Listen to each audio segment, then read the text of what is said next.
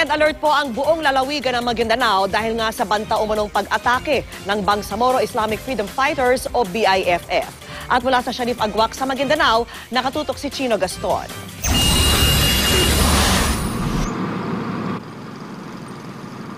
Naka-red alert ang puwersa ng militar sa buong Maguindanao dahil sa banta umano ng pag-atake ng Bangsamoro Islamic Freedom Fighters o BIFF. Sinasabi ring nagdagdag din daw ng puwersa sa lugar ang BIFF at Moro Islamic Liberation Front o MILF. Kaya naman nakapwesto ang mga tangke ng militar sa mga lansangan papasok ng Mama Sapano, ang bayan kung saan namatay ang 44 na miyembro ng PNP Special Action Force nitong linggo. Naggalat ang checkpoints ng Philippine Army at Police dahil sa impormasyong ipakakalat umano ng BIFF ang mga Improvised Explosive Device o IED. Isa-isang pinabubuksan ang mga trunk ng kotse. Pinabababa rin ang mga sakay ng motor.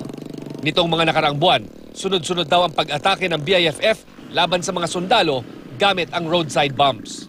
Ano may nahanap natin sa checkpoint, sir? IED and mga baril.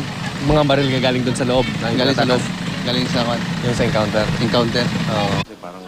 Ayon sa 6th Infantry Division, nagtatangka ding ibenta umano ng BIFF ang mga malalakas na uri ng baril na nakuha nila mula sa mga napatay na pulis. Merong mga na-receive kasi kami ng information na merong bentahan ng guns kasi hindi lang naman yung MILF yung nakukuha, yung BIFF din. And we have been receiving reports na yung BIFF ay nagbebenta. Una nang sinabi ng BIFF na wala silang balak isauli ang mga baril na nakuha mula sa PNP SAF. Nagre-reposition naman ang 2 brigade ng Philippine Army. Nagkalat ang mga tangke sa Jensan Cotabato Highway. Sa kabila ng paghigpit sa seguridad, normal ang takbo ng buhay sa mga bayan ng Mama Sapano at Datu Piang na kilalang ginagalawan ng grupong BIFF. Bukas sa mga palengke at paaralan. Tuloy-tuloy ang pagbiyahe ng mga sasakyang lulan ang mga pasahero o mga produktong pang-agrikultura. Gayunpaman, hindi raw maiwasan ng ilang residente na mangamba. Kaya tuloy-tuloy ang pagsisikap ng Coordinating Committee on the Cessation of Hostilities para mapahupa ang tensyon sa pagitan ng gobyerno at mga MILF na nadamay sa engkwentro sa SAF. Malapit man sa lugar ng MILF ang mga hinahabol na BIFF, kailangan daw manaig ang kapayapaan at mapawi ang pangamba't pag-aalinlangan ng MILF commanders.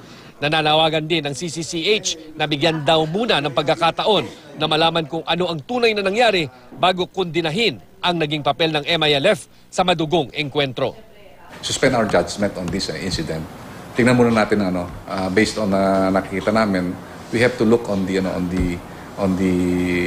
both sides. Dapat wag tayo magkaroon ng response na pwedeng i-agitate ng other parties who are drawing away from the BBL. Mula sa Maguindanao, Chino Gaston, nakatutok, 24 oras.